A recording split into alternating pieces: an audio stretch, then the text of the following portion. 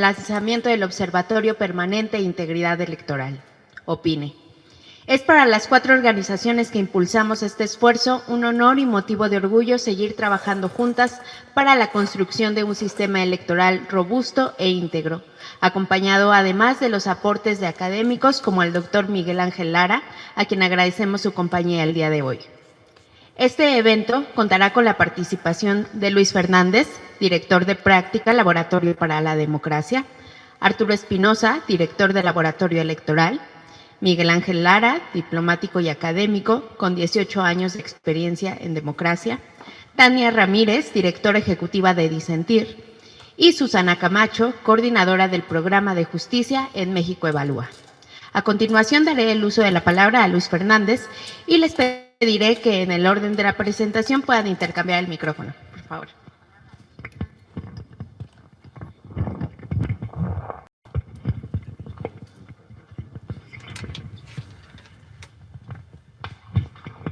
Muchísimas gracias, Sara. Bienvenidos, bienvenidas todas las personas que nos acompañan.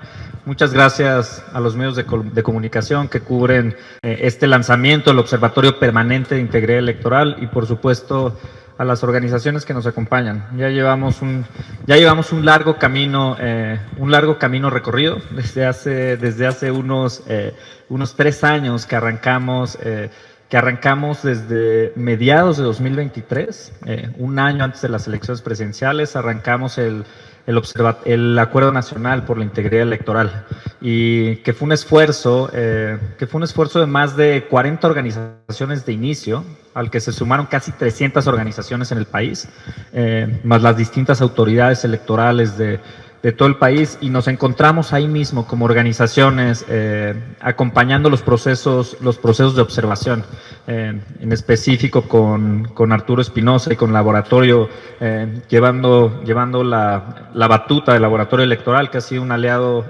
extraordinario en este observar de los procesos electorales, a Miguel Ángel Lara, que académico de los temas electorales con un conocimiento muy profundo, de quien agradecemos este primer informe que nos compartirá en unos minutos. Disentir, que también ha sido una alianza, en realidad las dos organizaciones, Disentir y México Evalúa, que han sido una alianza extraordinaria para la evaluación del proceso judicial en particular, que fue en lo que profundizamos en la elección reciente del Poder Judicial, en donde lanzamos un nuevo proyecto que fue el Observatorio Electoral Judicial. Con estos antecedentes me gustaría compartirles una idea muy sencilla, pero que nos parece poderosa, y es que la democracia no se sostiene en ningún momento sola.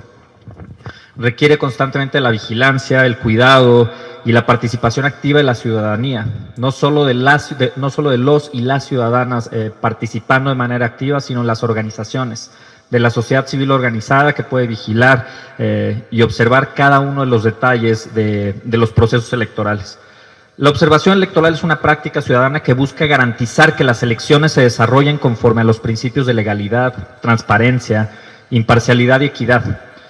Es una expresión concreta del derecho ciudadano a participar en la vida pública y exigir rendición de cuentas y proteger el valor de nuestro voto, y en este caso, agrego, el valor de la integridad de nuestros procesos electorales.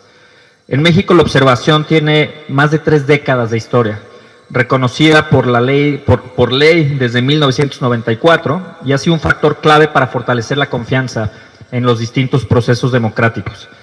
Hoy sabemos que observar las elecciones no significa desconfiar del sistema, significa fortalecerlo. Significa también acompañar a las instituciones y señalar cuando éstas se debilitan, cuando fallan. En un país con casi 100 millones de personas inscritas en la lista nominal y procesos electorales cada vez más complejos, la mirada ciudadana es indispensable para mantener la legitimidad democrática. Sin embargo, la integridad electoral, es decir, este conjunto de normas, prácticas y valores que garantizan que las elecciones sean libres y justas, enfrentan nuevos desafíos: la polarización, la concentración de poder, el uso indebido de recursos públicos, la violencia política constante antes, durante y después de los procesos electorales, y la desinformación son amenazas reales. La integridad electoral importa porque sin integridad la democracia se vacía de contenido. No importan las leyes o las instituciones o el cumplimiento procedimental si la integridad no es parte toral de los procesos. En 2023 y 2024 ejecutamos estos esfuerzos, el Acuerdo Nacional por la Integridad Electoral y el Observatorio Electoral Judicial. Hoy estos esfuerzos evolucionan al Observatorio Permanente de Integridad Electoral. Esta iniciativa conjunta entre las 4 organizaciones que estamos presentes, con quienes buscamos construir un espacio permanente de observación, de análisis, de reflexión sobre los procesos electorales, tanto los del Ejecutivo, el Legislativo y los judiciales ahora, pero también de las reformas, electorales, como la que hoy está en curso. Porque en tiempos de estas reformas que amenazan con cambiar todas las reglas electorales, las dinámicas de las instituciones, mantener esta observación es indispensable. No es una tarea que termina en ningún momento el día de las votaciones. En este momento no hay ningún proceso electoral, tal vez me equivoco, me corregirán los expertos. En este momento, Coahuila está abierto un solo proceso electoral en el país. Lo que nos toca, y lo hacemos con mucha responsabilidad, es pensar cómo la integración de un observatorio permanente puede acompañar los procesos de largo plazo en el país, sabiendo que es una necesidad crucial en este momento, y podemos sumar a muchos más actores, tanto la sociedad civil como los actores institucionales que esperamos con mucha convicción que puedan demostrar la integridad electoral en sus distintas decisiones, que como lo hemos presentado en los distintos informes y análisis recientes ha dejado mucho que desear. Con el OPINE queremos contribuir a este propósito, a que la observación y la integridad electoral sean la constante en la vida pública y no la excepción, y que cada elección tenga la oportunidad para poder fortalecer nuestra democracia y no para ponerla a prueba. Muchísimas gracias y bienvenidos otra vez.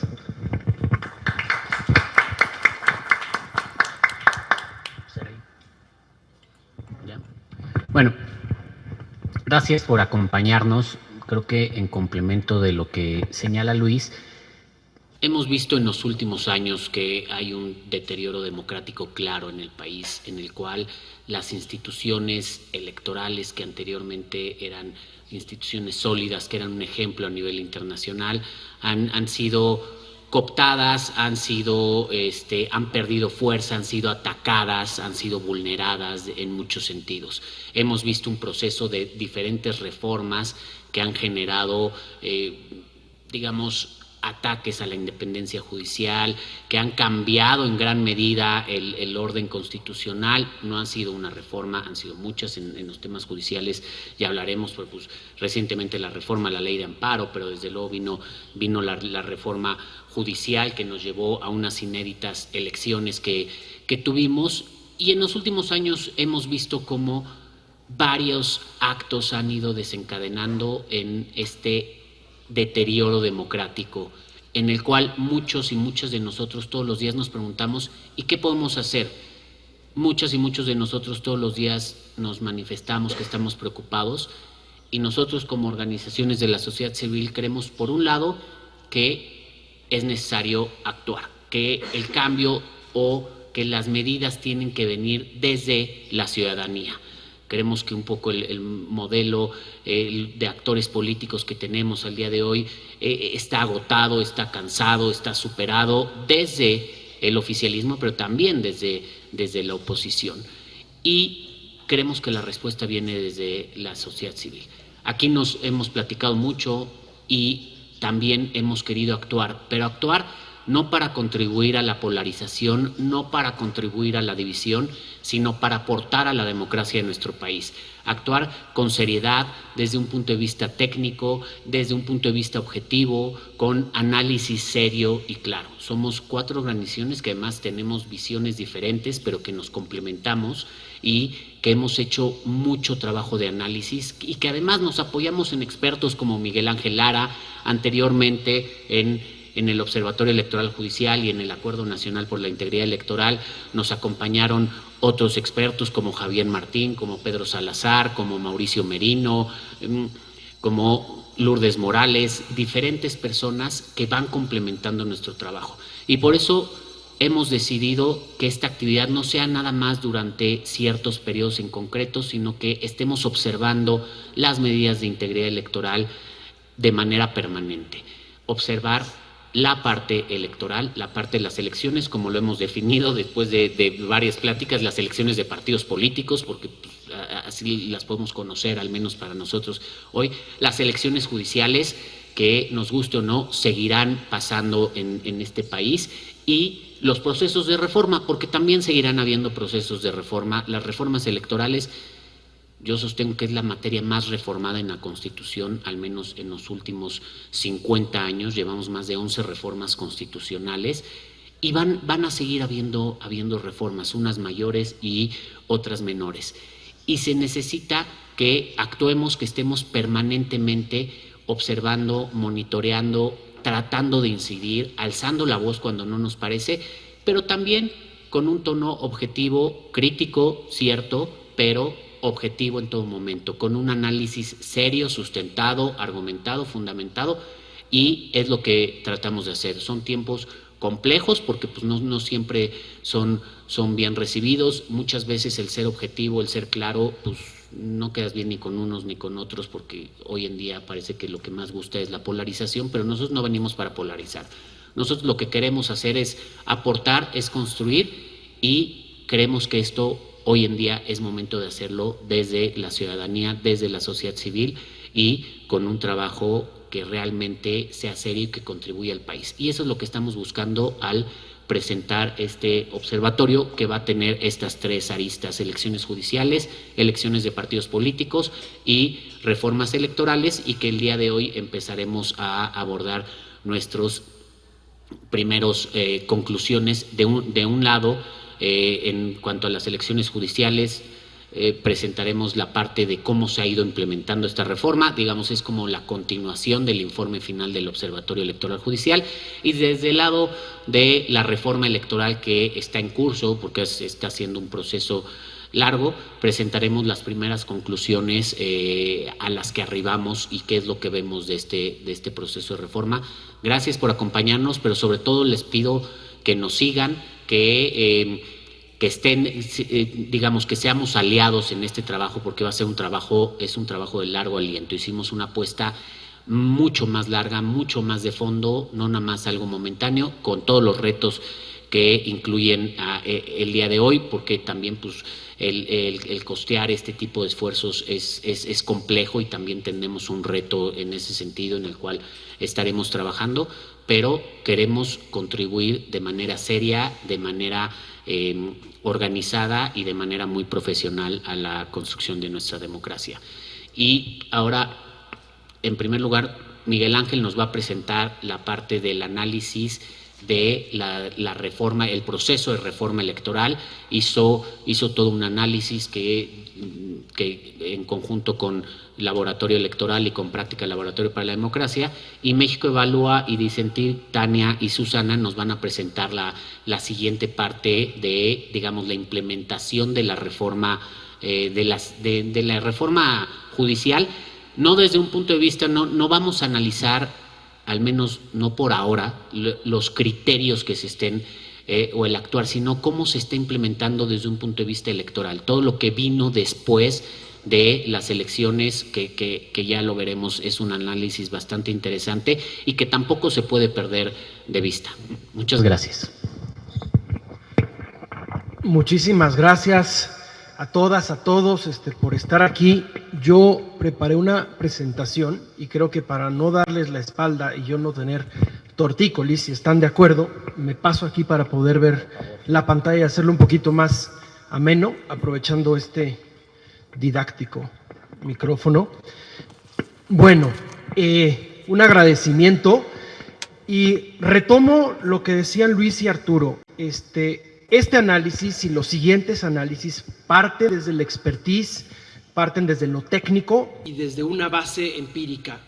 Como se dijo, el ánimo no es fomentar o contribuir a la polarización, sino a un debate informado y a una exigencia informada.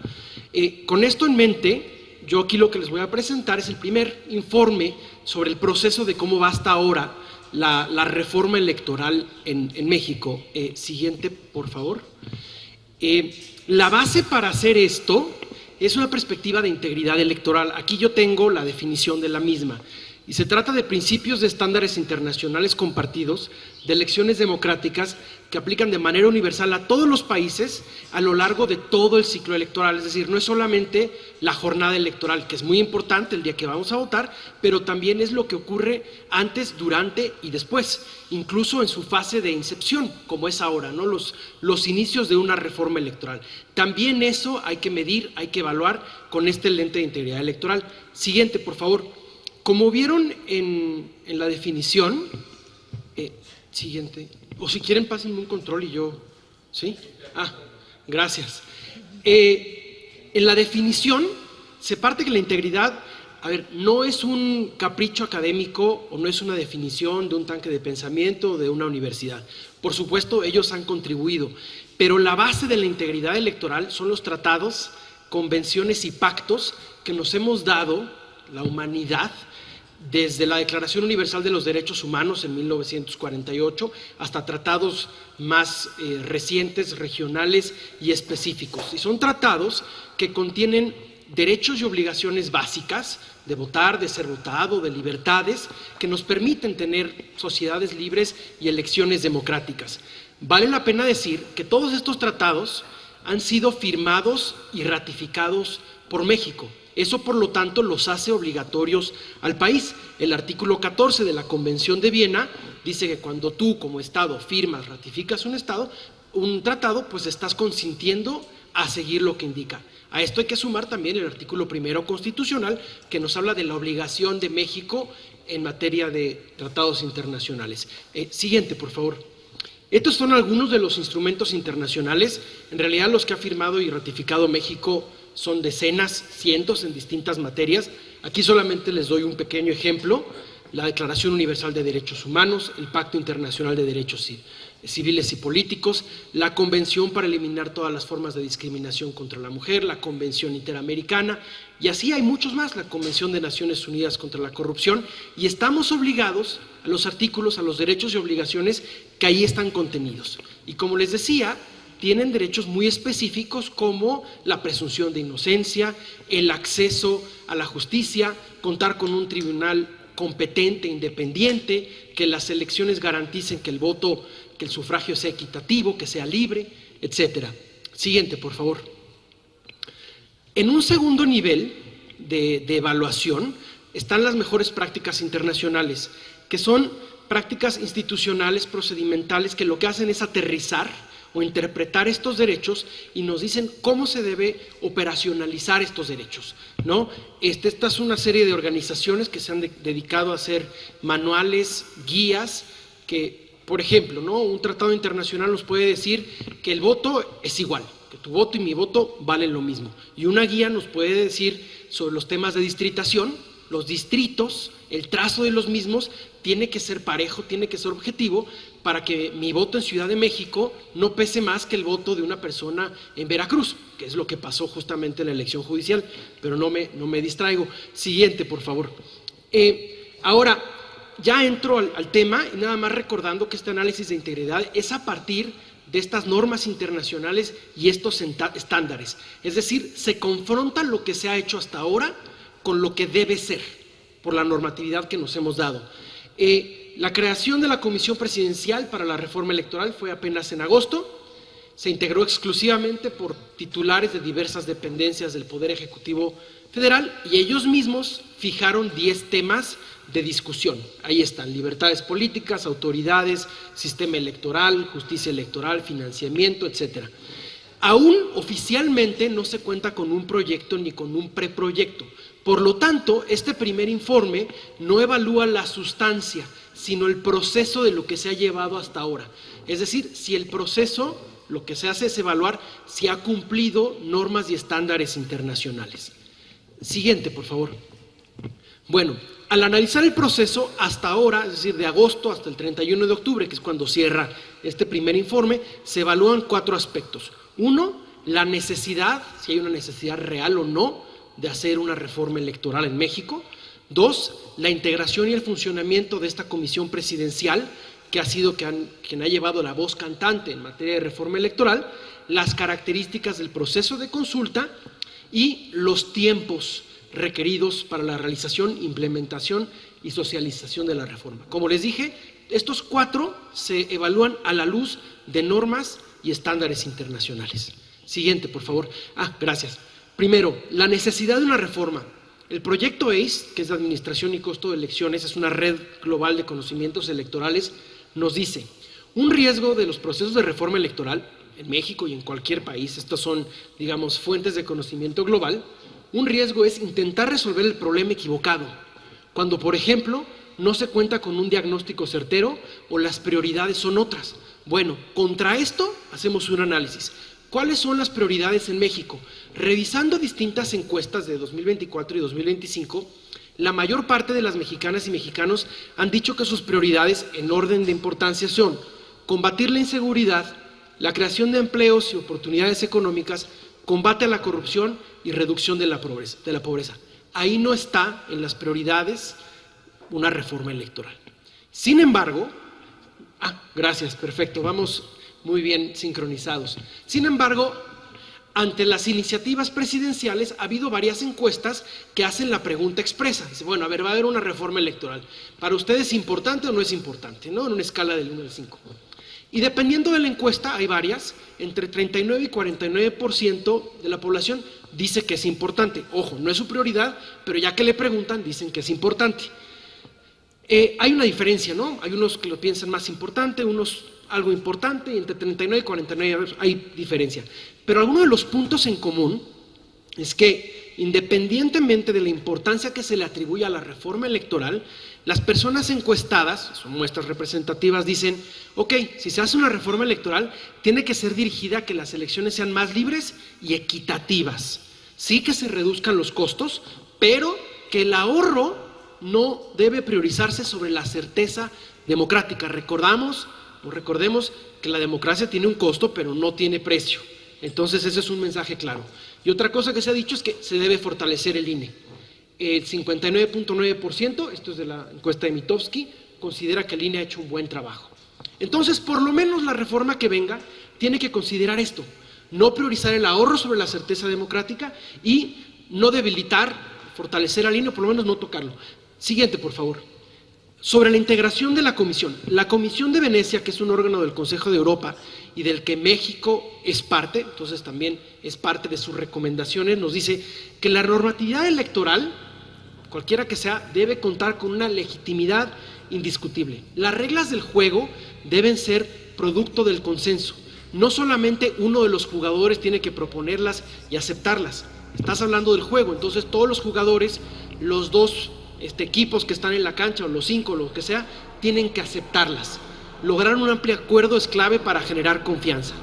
Siguiente, por favor. Bueno, el consenso y el acuerdo tiene que materializarse en todas las etapas del proceso de reforma electoral, y en lo que vamos hasta ahora, desafortunadamente, no ha sido así. Aquí les muestro el título de los integrantes, de las y los integrantes de la Comisión de Reforma Presidencial. Los leo. El presidente de la comisión es exdiputado federal por el partido oficial. Secretaria de Gobernación, Ejecutivo Federal. Consejera Jurídica, Ejecutivo Federal. Jefe de la Oficina de la Presidencia, Ejecutivo Federal. Coordinador de Asesores de la Presidencia, Ejecutivo Federal. Coordinador General de Política y Gobierno de la Oficina de la Presidencia, Ejecutivo Federal. Titular de la Agencia de Transformación Digital y Telecomunicaciones, ya lo adivinaron, Ejecutivo Federal. Llama la atención que los integrantes son titulares de dependencias solamente del Ejecutivo, cuando en realidad es el Congreso, diputados y senadores, las cámaras son las responsables de discutir y en su caso aprobar las reformas. Y no solamente eso, no se cuenta con representación de otras fuerzas políticas o de especialistas o de sociedad civil. Siguiente, por favor. Algo que sí hay que destacarse es el proceso de consulta. Aquí la Comisión de Venecia, como les mencionaba, dice que es necesario que exista un amplio consenso entre actores políticos, incluyendo la oposición, cuando se reforma la legislación electoral. Tiene que haber diálogo y debate con todos los grupos relevantes, y la Red Mundial para Asegurar la Integridad Electoral dice que debe haber discusiones amplias y genuinamente incluyentes. Siguiente, por favor.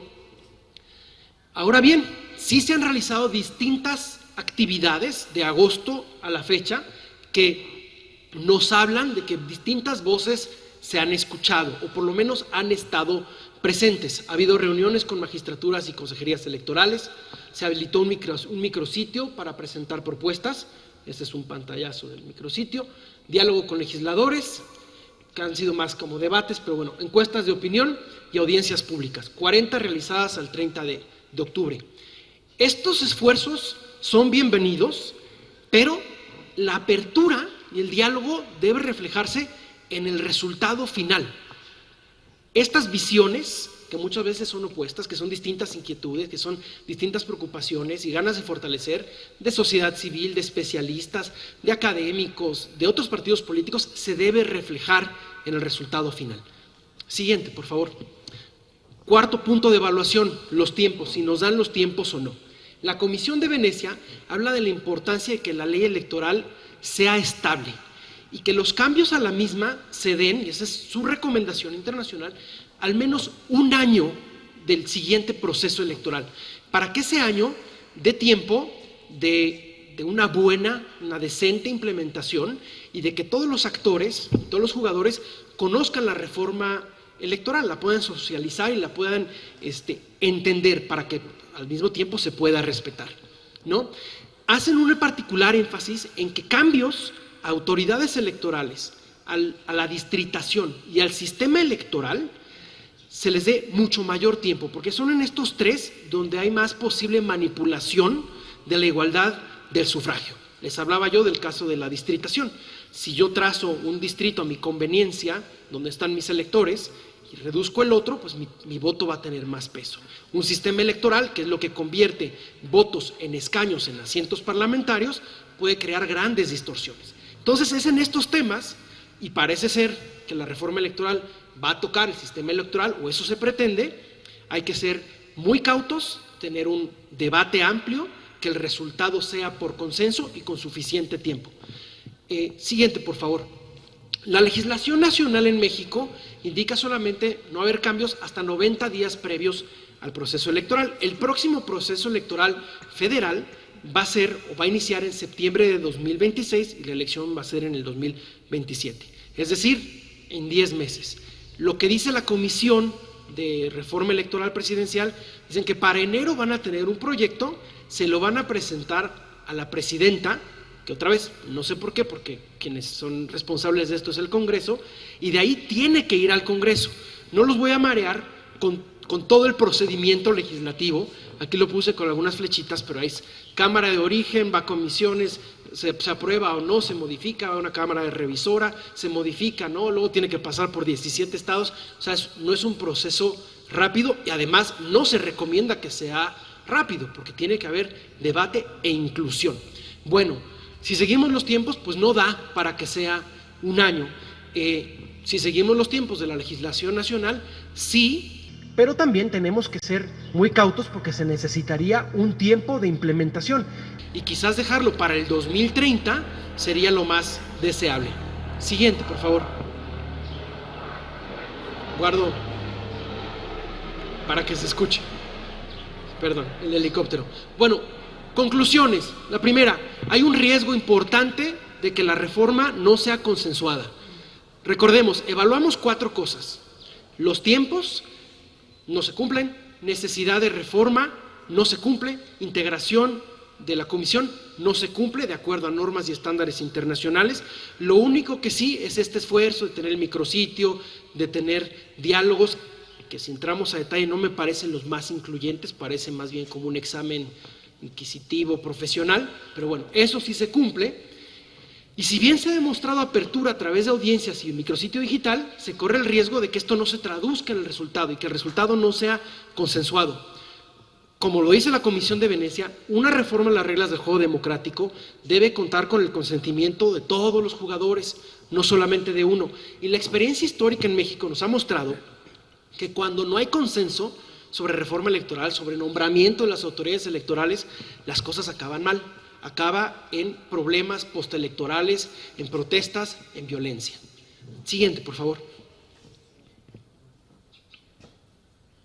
La segunda conclusión, les decía, a ver, una reforma tiene que partir de un diálogo incluyente, abierto, del consenso, de las prioridades reales, pero también de datos concretos, de evidencia sólida, de un diagnóstico real, no de lo que se nos ocurra.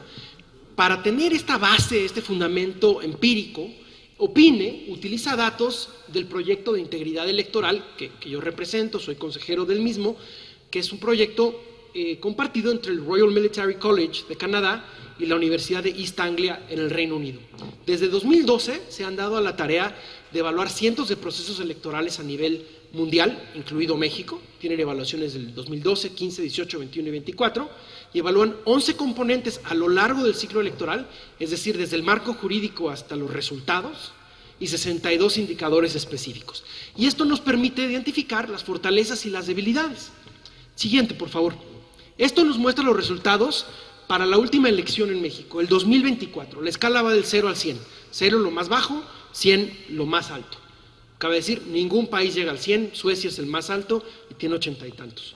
Pero bueno, para que se den una idea, lo puse en colores como un semáforo para que vean los puntos fuertes y los débiles. Lo que está en rojo, medios en campaña, registro de partidos y candidatura, financiamiento de campañas, que hablan sobre todo sobre una inequidad en las contiendas electorales. Eso es lo que se debe de mejorar. En cambio, lo que está en amarillo, verde, autoridades electorales, registro electoral, conteo de votos, distritación, eso es lo que se debe de preservar. Las fortalezas se deben de preservar y las debilidades, eso es lo que se debe de atacar. Como les decía, tenemos que partir de un diagnóstico real. Aquí en la segunda gráfica lo mostré como una gráfica de radar para que vean en esta línea roja justo lo que es más débil. Siguiente, por favor. Bueno, les decía yo, no, la anterior, gracias. Les decía yo, hay 11 componentes del ciclo electoral. Va desde el registro hasta las autoridades, los medios en campaña, pero también tenemos indicadores específicos, 62. Y haciendo una segunda evaluación, si vemos los indicadores específicos, los más bajos que tiene México, que es muy preocupante, son estos. Aquí la escala es del 1 al 5, no la convertí a 100, ya no me dio la vida. Es una escala de Likert, el 1 es más bajo y el 5 es más alto. Pues aquí todos están entre 1.35 y 2.16, o sea, súper reprobado, ¿no? Por eso están en rojo, casi ni se distingue el cambio de tonos. Los mayores problemas en México son, en los partidos políticos, todos, gobierno y oposición, solo las cúpulas eligen candidaturas, es decir, opacidad, arbitrariedad en los partidos. 2, candidaturas y partidos experimentaron violencia al día de la jornada, pero también durante sus campañas. Esto nos sorprende, las elecciones en México son las más violentas del mundo. Desinformación en redes sociales, tampoco sorprende. Mal uso de recursos públicos en campañas a nivel nacional y a nivel gobernaturas, es decir, que desde la presidencia, desde el Ejecutivo nacional o local, se estén usando recursos, y eso es dinero, espacios físicos, autos, despensas, para favorecer a sus candidatos, a sus candidatas. Reprobados. Compra de votos, reprobados. Y también, muy preocupante, violencia e intimidación contra votantes en casillas.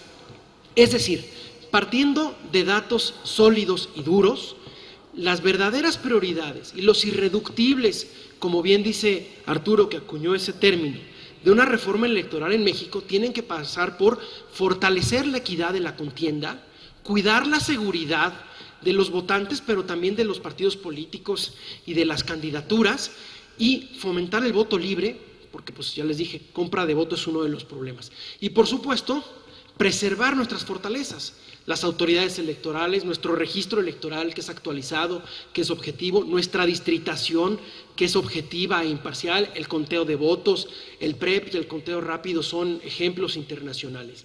Eso es verdaderamente lo que tiene que hacer una reforma. Siguiente, por favor.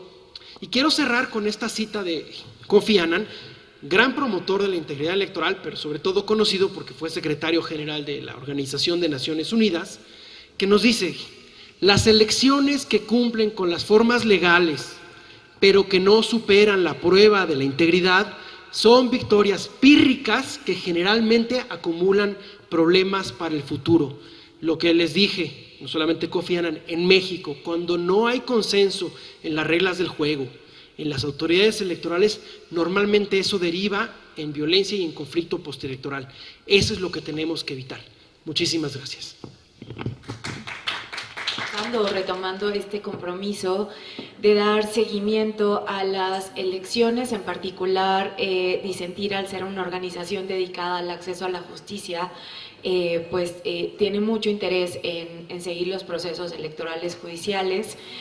Así lo hicimos con el pasado proceso y bueno, pues nos unimos a este observatorio permanente o nos incorporamos como parte de este esquema justamente para no soltar las elecciones electorales, las elecciones judiciales que, bueno, pues son una realidad en nuestro país, fueron muy criticadas, en su momento se hizo lo propio, pero es, digamos, algo que está vigente y algo que va a seguir pasando en el mediano plazo por lo menos, y que tiene un impacto importante en el acceso e impartición de justicia, y es por eso que requiere un seguimiento importante de parte de las organizaciones que nos dedicamos justo a temas de justicia. En ese entendido, bueno, pues nosotras nos dimos a la tarea de revisar qué pasó del voto a la función judicial, es decir, cuál es el impacto de los errores en el proceso electoral judicial ya materializados en temas de acceso e impartición de justicia, porque eso es lo que sostenemos. Al final, como la manera en que conduzcamos y que se lleven a cabo las elecciones judiciales va a tener necesariamente un impacto en la vida de los y las justiciables, y eso es lo que más nos importa. Bueno, comenzaría por decir justo que siguiendo con la conversación sobre integridad electoral, desafortunadamente la elección judicial es el contraejemplo de cómo una elección justo no cumple con estándares de integridad. Es el contraejemplo de cómo queremos que sean las elecciones en nuestro país, y así lo señalamos de manera conjunta durante todo el proceso pasado, incluso a través de varios informes y de un informe final donde concentramos toda la observación que se hizo a lo largo justo de todo el proceso electoral. Dimos cuenta de ello, de los errores sistemáticos, de la falta de certidumbre, de las decisiones apresuradas, de la inequidad en la contienda y, por supuesto, ya en la jornada electoral, pues del uso sistemático de acordeones que determinaron los resultados de la elección a favor de candidatos y candidatas alineadas con el oficialismo. Sin embargo, justo en este mini informe que presentamos, nos dimos a la tarea de ver qué pasó después de la jornada electoral para empezar justo con este esquema de cómo afecta lo que ocurrió en la elección judicial en el acceso a la justicia. Y desafortunadamente, después de las elecciones o después de la jornada electoral, ese patrón de falta de integridad electoral y de falta de certeza, muchas veces incumplimiento de plazos constitucionales, no se rompió, sino que siguió e incluso se reforzó. Entonces, digamos, me gustaría enfatizar algunos de los puntos que encontramos y que nos parece que son más graves. Digamos, después de la votación, como decía, continuó este patrón de falta de certeza y violación de plazos constitucionales. Y comenzaría por los resultados. Digamos, después de la elección vino toda la etapa de calificación, de cómputos, de entrega de constancias, etcétera, pero digamos, no hubo una certeza real en torno a los resultados de quienes habían resultado electas y electos para todos los cargos de titulares de o juzgados o magistraturas. todavía el INE estuvo resolviendo el tribunal estuvo resolviendo todavía asuntos por ahí del 28 de agosto, cuando los nuevos jueces y juezas tenían que tomar protesta el 1 de septiembre. Vimos todavía algunas resoluciones de superúltima hora. El INE tuvo que hacer los ajustes necesarios y todavía un día antes de que tomaran protesta estaba entregando constancias de mayoría. Y es la hora en que no tenemos una lista concentrada, única por parte de nuestras autoridades, donde podamos encontrar quiénes resultaron electas y electos y a qué circuito o distrito fueron asignadas como titulares de juzgado o de tribunal. Y eso es muy preocupante porque un principio fundamental del acceso a la justicia es que tú tengas certeza sobre quiénes son las personas que te van a juzgar. Y nunca tuvimos esa lista final, es decir, tuvo que ser un trabajo manual el saber si tu candidato o tu candidata había ganado y después, más aún después de todas las impugnaciones y de todas las resoluciones que se dieron. Así que, muchas de las personas que resultaron electas incluso tomaron protesta después del plazo. El órgano de administración judicial se formó casi a ras del plazo también, tomaron protesta después. Y la única tarea o la principal tarea que tenía justo el órgano de administración judicial después de su formación era la de adscribir a todas las personas que habían resultado ganadoras en la elección a sus respectivos órganos. Y eso, en su mayoría, ya sabíamos de antemano para qué lugares, para qué juzgados o tribunales estas personas iban a ser designadas, porque acudimos, o quienes acudieron a las urnas, justamente a votar por el juzgador o la juzgadora que iba a impartir justicia en un determinado lugar. Sin embargo, con el acuerdo de adscripciones eso cambió. El órgano de administración judicial incorporó criterios distintos o criterios extra al de la votación mayoritaria para designar esas adscripciones. Y esto puede violar, por supuesto, constituye una posible violación al principio de certeza y también pues de legalidad en los resultados. Así que tuvimos o tenemos actualmente algunas personas juzgadoras que no fueron directamente electas para los juzgados o tribunales para los que las votamos, sino que al final cambiaron. ¿Cuál es el resultado de esto y de toda la serie de cuestiones que fuimos documentando a lo largo del proceso electoral e incluso en esta etapa posterior a la jornada electoral? En términos de acceso a la justicia y de impartición de la misma. Bueno, un día antes de que se venciera el plazo para ser adscritos a los lugares donde van a impartir justicia, las personas que habían resultado ganadoras aún no sabían con certeza si iban a ser adscritas a tal o cual lugar. ¿Qué significa esto? Que si tenían que impartir justicia el otro día en un tribunal distinto al que pensaron que habían sido, para el que pensaron que habían sido electas, tenían que trasladarse y tenían que adaptar pues sus vidas personales y profesionales para ir a ese juzgado, pero en términos de acceso a la justicia, ¿en qué se traduce? En que esta transición o estos relevos en juzgados y tribunales fue muy atropellada. Tuvimos jueces, juezas, magistraturas llegando a última hora o después del plazo a tomar titularidad de los lugares donde van a impartir justicia. Esto por supuesto que tiene efecto en el retraso en la resolución de los expedientes, en el acceso a la justicia por parte de los justiciables, en la certeza de quién está resolviendo tu asunto. En fin, todos estos problemas que ubicamos en el proceso electoral se vienen arrastrando en términos de no solamente, por supuesto, que independencia judicial, como se criticó a lo largo de no solo el proceso de reforma, sino de el proceso electoral, pero se materializan de manera muy específica en la manera en que se imparte justicia en nuestro país. No solamente tenemos un problema con la calidad de los perfiles, porque hay que decirlo, de quienes están impartiendo justicia, y hemos visto muchos ejemplos en un periodo corto de tiempo en el que llevan el cargo, en la incertidumbre, pero también en que esta transición compleja, atropellada, tiene impacto en cómo se imparte justicia en los juzgados, en los tribunales y en la calidad de las decisiones. Y eso es justamente lo que desde Disentir, además de documentar todo lo que ocurre en el proceso electoral, vamos a documentar justamente la calidad de la justicia que están impartiendo.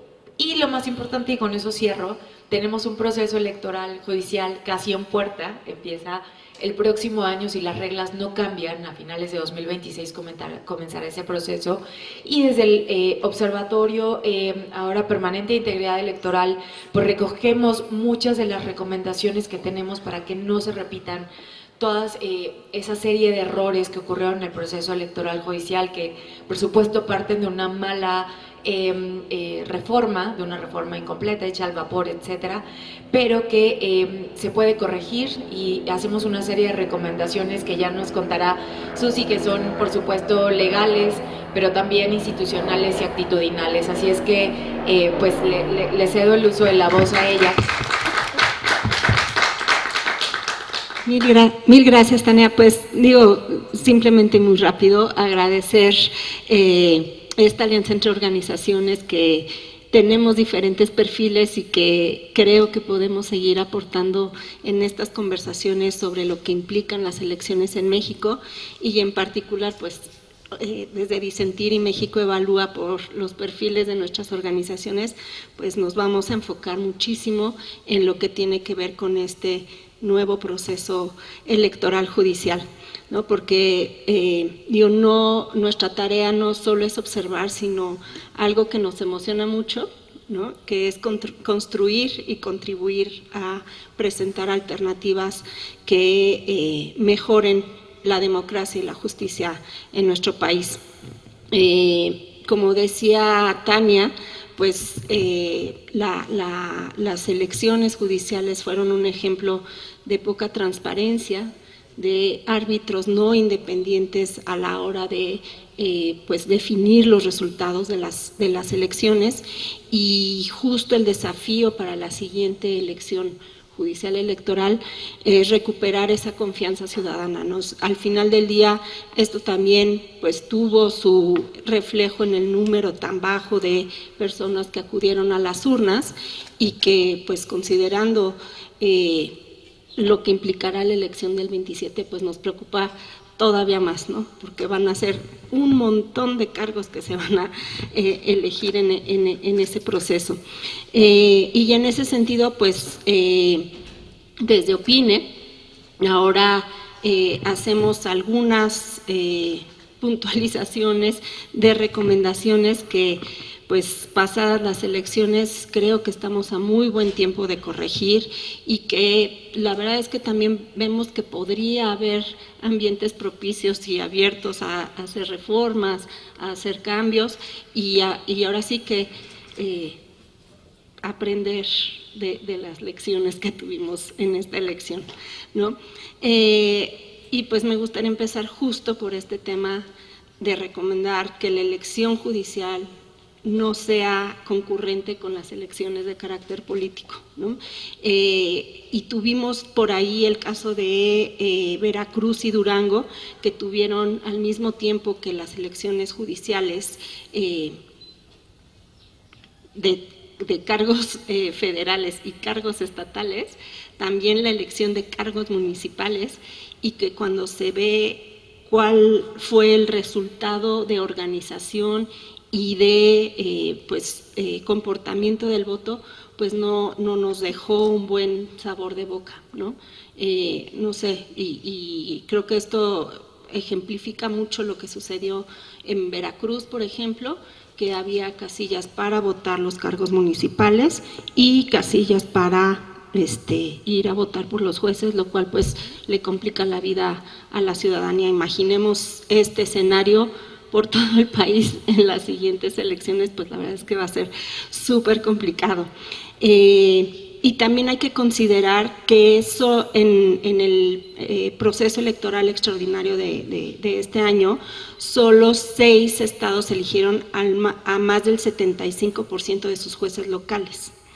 ¿Eso qué significa? Que en el resto de los estados van a tener que elegir a todos o a una buena parte de sus jueces estatales más la otra mitad que nos falta de los jueces federales, más los cargos municipales, más las gubernaturas donde se dé. Entonces la realidad es que se antoja una elección súper compleja, que por lo mismo consideramos que no debería de ser concurrente, ¿no? Además que las características de la elección de cargos políticos, donde abiertamente y donde pues participan los partidos políticos, pues no debería tener esa característica la elección judicial. Entonces, ahí nuestra primera recomendación. La segunda, la planeación de cargos jurisdiccionales a elegir en función de las necesidades de los servicios de administración, de impartición de justicia, ¿no? Porque en estas elecciones pues se partió del número de jueces federales que hoy existen y se dijo la mitad ahorita y la mitad después, sin considerar que a lo mejor el país necesitaba más jueces en determinadas materias, no sé, o sea, que las necesidades de los servicios eran diferentes a lo que hoy tenemos para cumplir con esa promesa de que las elecciones judiciales podían mejorar el servicio de impartición de justicia. Entonces, creo que se tiene que pensar en el diseño de una geografía judicial electoral con criterios basados en las necesidades del servicio y que pues también en términos electorales tengan estas características de equidad poblacional y pertinencia, ¿no? Porque en cuanto a la impartición de justicia, para que todos los votos tengan el mismo peso y no suceda como en la elección pasada, que había lugares donde se elegían un montón de cargos federales, por ejemplo, y otros donde les tocó elegir uno que otro y que al final ni siquiera fueron adscritos en donde se votaron. Y en ese sentido me lleva a la siguiente recomendación, que es la articulación de esfuerzos de información entre las instituciones que participan en la elección judicial. Esto que implica que ahora que ya está en funciones el órgano de administración judicial, haga esos cálculos, esas proyecciones de las necesidades de servicio, que esas necesidades de servicio se compartan, por ejemplo, con los comités de evaluación del Congreso, de la Corte, del Poder Ejecutivo, para que pues, pueda haber claridad de cuántos jueces, de qué especialidades se requiere.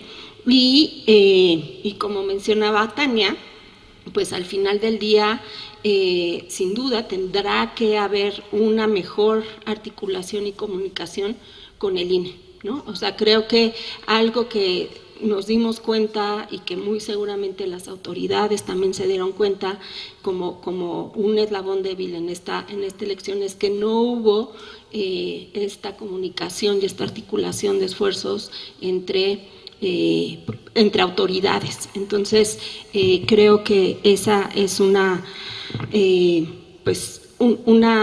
cuestión en la que se tiene que trabajar y que pues muy seguramente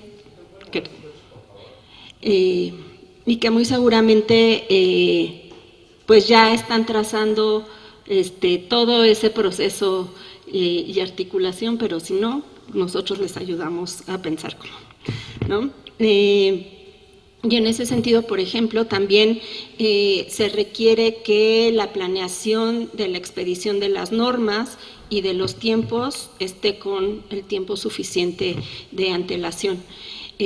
Ahorita que Miguel Ángel nos mencionaba pues cuáles eran las fortalezas de nuestro sistema electoral y por ejemplo mencionaba el tema de la distritación, pues en la elección judicial si algo falló fue la distritación, ¿no? Judicial, no hubo, hay una mezcla rara entre competencia jurisdiccional y lo que normalmente teníamos como distritos electorales. Entonces, sin duda necesitamos reglas claras de cómo se va a hacer esa definición y también apuntando hacia dónde van a ser adscritas las personas por las que votamos, ¿no? Y bueno, eso antes de la elección. Y las recomendaciones, una vez que sucedan las elecciones, pues también mantener transparentes y públicos los criterios de adscripción y justificar caso a caso por qué se le adscribe a determinada persona electa a una materia, una geografía específica, ¿no? También, por ejemplo, crear un registro público de recusaciones y conflictos de interés para evitar pues lo que hemos tenido a últimas fechas, ¿no? Que es el cuestionamiento de designaciones. Garantizar mecanismos de revisión ciudadana y académica y asegurar que las convocatorias, evaluaciones y listas sean públicas, accesibles y verificables, que no tengamos que hacer este proceso a mano. 8. Asegurar acompañamiento técnico y capacitación inmediata para las personas que resulten electas, en particular pues para las materias pues más preocupantes, como podría ser la materia penal, derechos humanos, corrupción, etcétera, ¿no? Novena recomendación: planificar rotación o reubicación gradual para evitar vacíos operativos, ¿no? Porque pues ahorita ya se están dando estos casos de personas que están renunciando, o más adelante, ya que estén en ejercicios y de repente un juez se ve amenazado o por alguna circunstancia tenga que cambiar de adscripción, pues también tener reglas claras para prever esos casos y cubrir los servicios de impartición de justicia. Y pues la 10ª, y ya lo mencionaban, garantizar presupuesto suficiente y rendición de cuentas, ¿no? En cuanto al ejercicio de derechos, en cuanto a los procesos, dotar al INE y a los soples de los recursos adecuados, porque pues digo, la realidad que vimos en estas elecciones judiciales fue que el INE hizo todos los esfuerzos posibles, pero con recursos súper limitados, ¿no? Entonces, recursos súper limitados, y no solo los materiales, sino también temporales. Entonces, creo que si desde ahora nos apuramos a trabajar todos estos puntos, podemos tener una mejor elección judicial, que como ya dijimos no nos encanta, pero pues ya que estamos metidos en eso, cuando menos garantizar un piso mínimo de calidad para asegurar que las elecciones son legítimas, ¿no? Y ya solamente para cerrar, pues creo que no podemos acostumbrarnos a elecciones de baja calidad como la que tuvimos en junio, ¿no? Porque eso al final lo que termina quebrando es nuestra democracia, nuestras libertades y las posibilidades de mejorar la justicia en México. Entonces, pues, ahí las recomendaciones, y todas y todos dispuestos a entrarles a trabajar para construir esta mejoría.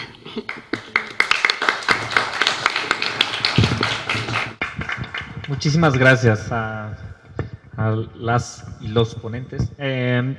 Hago un enmarque final. La idea de hoy es presentarles primero el Observatorio Permanente de Integridad Electoral. Hoy lo presentamos públicamente, es un esfuerzo a largo plazo para acompañar 3 cosas: procesos políticos, procesos electorales políticos o de partidos políticos, los procesos electorales judiciales y reformas electorales. Adicional a eso, presentamos hoy 2 primeros informes. El primero es el análisis de la reforma electoral desde que se instaló la comisión presidencial el 4 de agosto hasta el día de hoy, y qué ha sucedido al respecto, con un marco de integridad electoral que nos compartió Miguel Ángel Lara.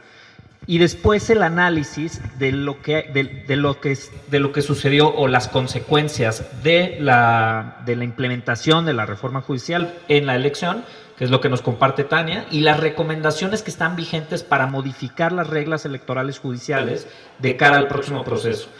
Hago este énfasis porque hoy no está en la discusión pública abiertamente las reformas necesarias para corregir las reglas de la elección judicial. Entonces, como estamos en el marco de la reforma electoral que afectaría las reglas del Instituto Nacional Electoral, los nuevos procesos electorales políticos o de partidos políticos, tememos que lo judicial se quede afuera. Y esa discusión es muy importante darla en este momento. digamos, poniendo este marco de conversación, también quiero hacer referencia a que acá nos acompaña Irma Méndez de Hoyos, que es académica de Flaxo y ha acompañado este proceso desde el origen, desde que les conté que iniciamos las conversaciones del acuerdo, y es de las principales académicas responsables de ahora en Flaxo de llevar los temas o el programa de integridad electoral, quien ha acompañado muy de cerca y asesorado cada etapa de este proceso. Con eso cerraríamos y abriríamos el micrófono a los medios de comunicación que tengan alguna pregunta o alguna reflexión que quieran compartir. Adelante. Adelante.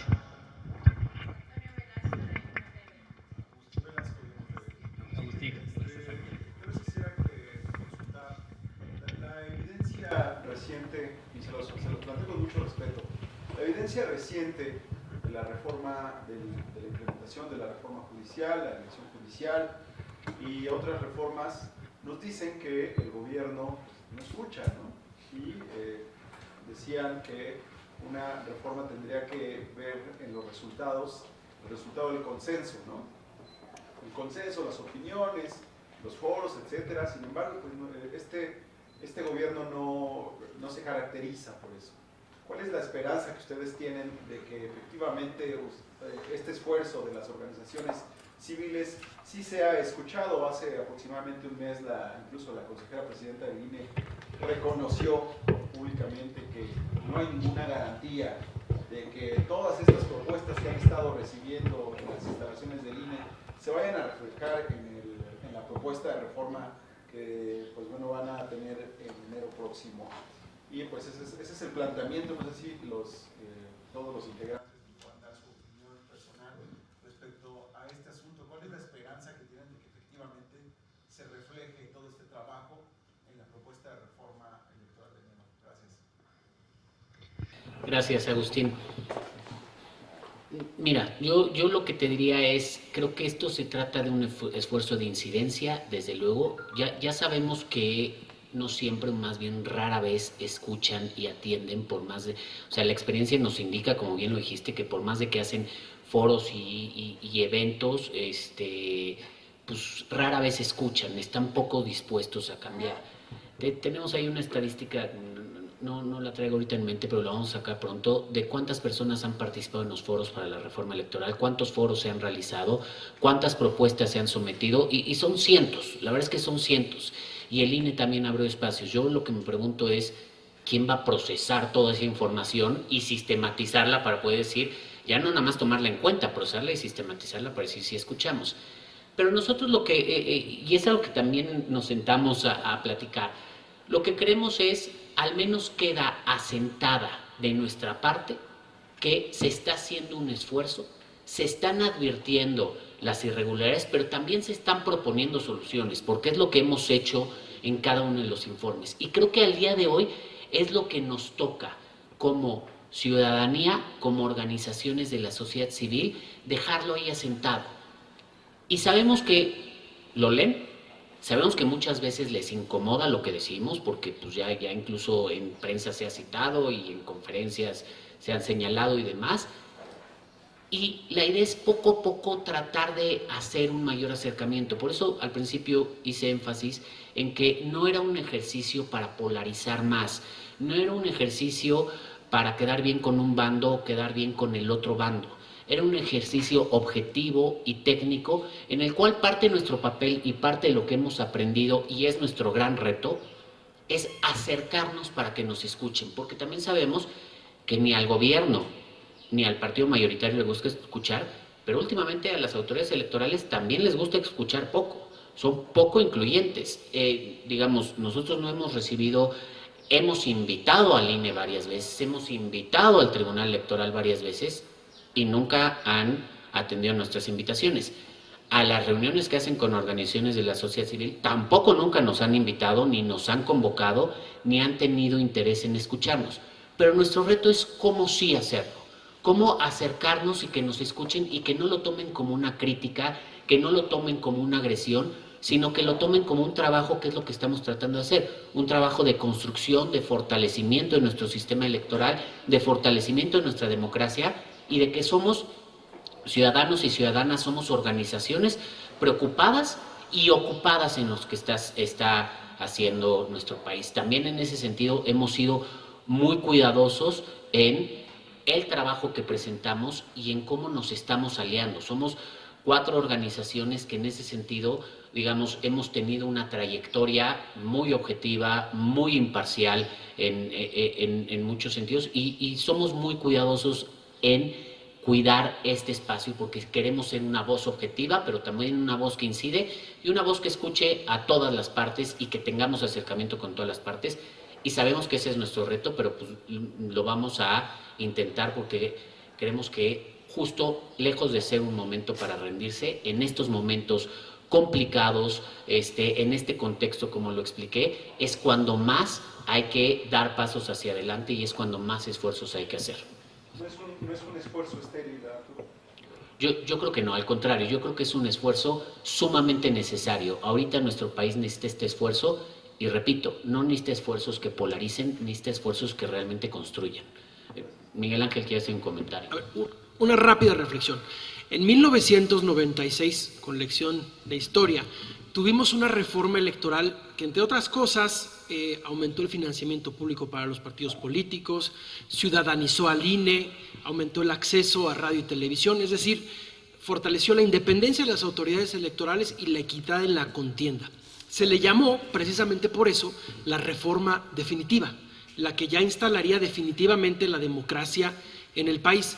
A mí me preocupa, y esto lo digo a título personal, porque no soy integrante de ninguna de las organizaciones, es que esta reforma busque acabar siendo una reforma definitiva en el sentido contrario. Como les decía, todavía no hay un proyecto ni un preproyecto, pero algunos de los cambios, la desaparición de los OPLES que se están imaginando, la eliminación de la representación proporcional, puede precisamente ir cerrando espacios que costaron décadas de esfuerzo y trabajo en México. Por eso es precisamente, como decía Arturo, importante alzar la voz, crear exigencia, señalar lo que está bien, pero también señalar lo que está mal, en el ánimo de fortalecer y de construir. Nosotros en el proyecto de integridad electoral siempre decimos que las reformas electorales deben de ser de alguna forma permanentes, porque la democracia siempre es una construcción y siempre hay que avanzar hacia el perfeccionamiento y la mayor apertura. Justamente hay que poner el dedo en el renglón para que no sea así. Gracias. Perdón, nada más, mi oficina muy efectiva ya me pasó el dato. Al día de hoy se han llevado 65 audiencias, han habido 3.848 participantes y 246 propuestas. Es lo que tenemos contabilizado. Mi pregunta es, ¿quién va a sistematizar esa información, no?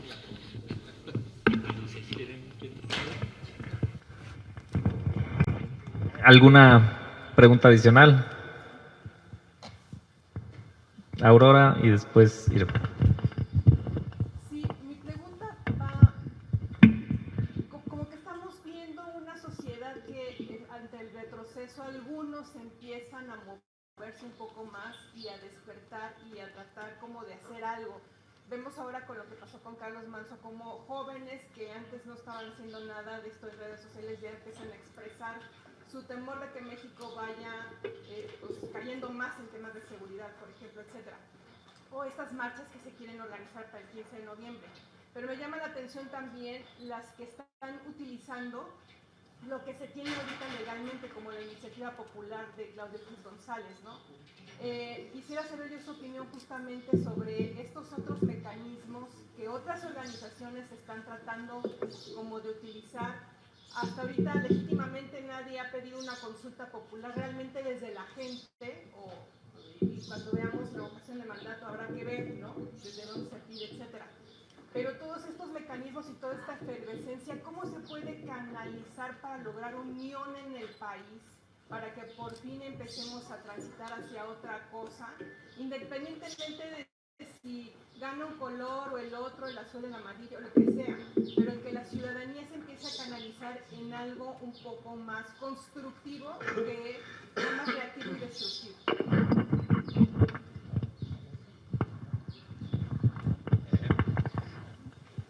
Gracias, Aurora, por la pregunta. Creo que es una reflexión de tesis doctoral de cómo resolver nuestro sistema democrático. Pero a ver, lo respondo rápido con la idea de los mecanismos de participación. O sea, la idea en un sistema democrático siempre es que podamos utilizar y agotar todos los mecanismos de participación, formales e informales. Los formales me refiero a los que están establecidos en la legislación, la iniciativa popular, la consulta, la revocación de mandato. Que estén hoy en la legislación ayuda. Siguen siendo barreras de entrada muy grandes, porcentajes muy altos a veces para poder ejecutar estos mecanismos.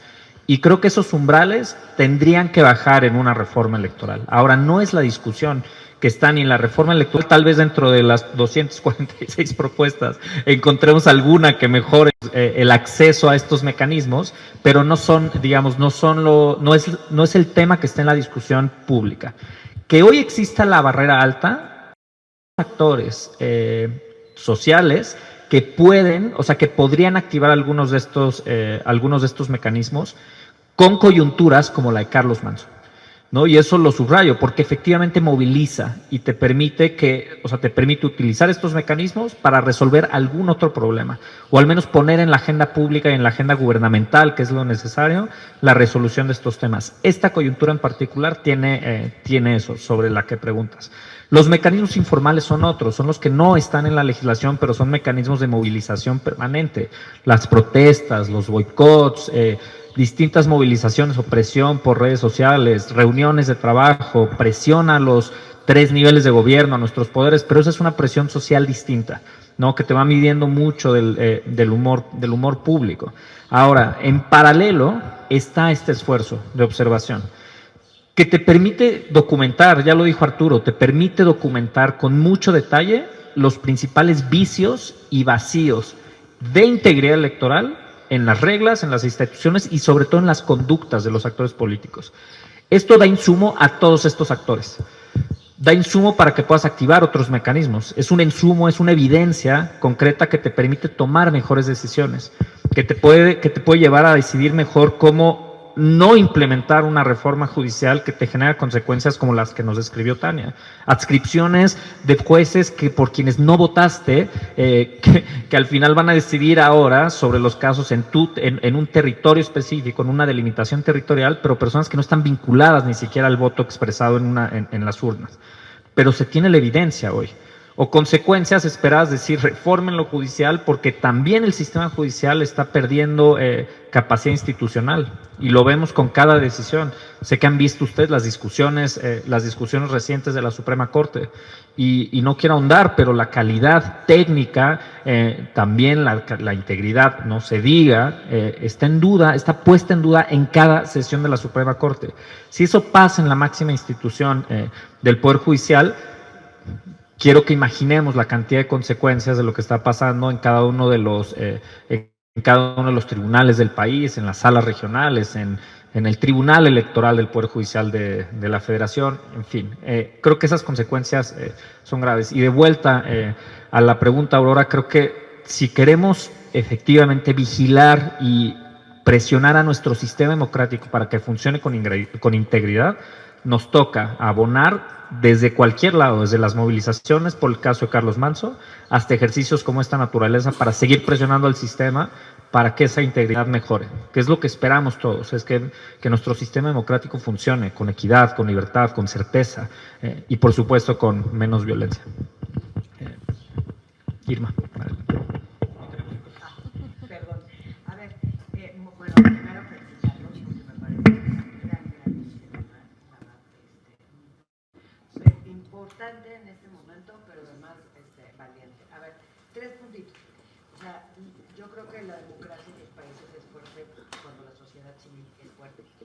O sea, las instituciones más establecidas como los partidos políticos en todo el mundo están en crisis y la sociedad civil es la que realmente empuja y tiene la capacidad, digamos, de obligar prácticamente a los gobiernos a ser transparentes, a rendir cuentas, etcétera. Entonces, este esfuerzo de la sociedad civil es valiosísimo y prácticamente están reemplazando lo que hoy vemos que se desmorona, que son los partidos políticos de oposición en México. No existen, ¿no? Prácticamente no están haciendo lo que tienen que hacer en una democracia, y eso que se les paga.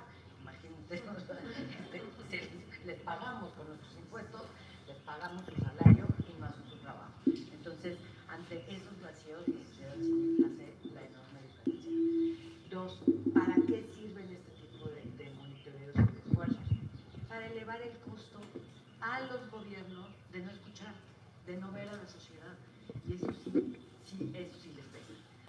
eso sí les pesa. O sea, el que haya señalamientos constantes y decir, esto no está funcionando, ya vieron que aquí está el juez corrupto, ¿no? Que está cobrando los moches, o sea, esto era previsible, los problemas de las adscripciones, etcétera, todo, digamos, realmente todas las fallas de integridad que hubo, finalmente se van a reflejar en el desempeño. O sea, hay que elevarle el costo, digamos, de hacer este tipo de reformas tan desafortunadas. Entonces, es lo que nos toca como ciudadanos y como academia. Yo también me sumo, o sea, hay que elevarle el costo a los gobernantes de hacer este tipo de cosas. Y finalmente, la pregunta, ¿han considerado ser ustedes también un canal de observadores independientes? O sea, la ciudadanía, los jóvenes, o sea, hoy lo vemos en Michoacán, o sea, la gente de pronto quiere participar y no encuentra canales. Yo pertenezco a varias instituciones de redes de observación, pero son institucionales. Finalmente, o sea, tienen, digamos, ¿no? O sea, límites y barreras. Creo que esta tendría que también abrir una quintita, digamos, como espacio y decir, ciudadanos que quieran participar en la observación de todos estos procesos y que se quieran sumar de manera independiente. Bueno, es una pregunta. Gracias. Gracias, Irma. Me voy directo a la pregunta. Primero, nos encantaría, pero dadas las capacidades institucionales actuales de las 4 organizaciones, tomar una responsabilidad de esa dimensión no ha estado en la discusión del Observatorio Permanente de Integridad Electoral.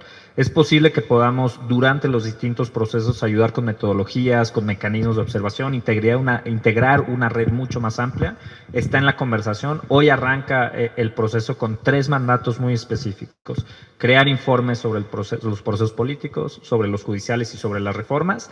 Vamos a concentrar atención en ese análisis técnico sobre los tres tipos. Cuando vengan las dinámicas de observación electoral en el momento, como saben, en el observatorio desde el electoral judicial y desde el anterior tenemos una visión de observación mucho más amplia, que va más allá incluso del proceso electoral de la jornada, pero sí toma un espectro mucho más amplio de análisis. Como lo decía al principio, no estamos hoy en un momento electoral nacional y estamos instalando este observatorio sabiendo que tenemos muchísimo trabajo por delante con las reformas. Entonces lo conversaremos, tomamos tu pregunta como una provocación y lo tomamos dentro de las organizaciones para pensar esa posibilidad, material dentro de las organizaciones para hacerlo posible. Pues con eso cerramos. Les agradecemos muchísimo la presencia, el espacio una vez más a los medios de comunicación y a las organizaciones que nos acompañan.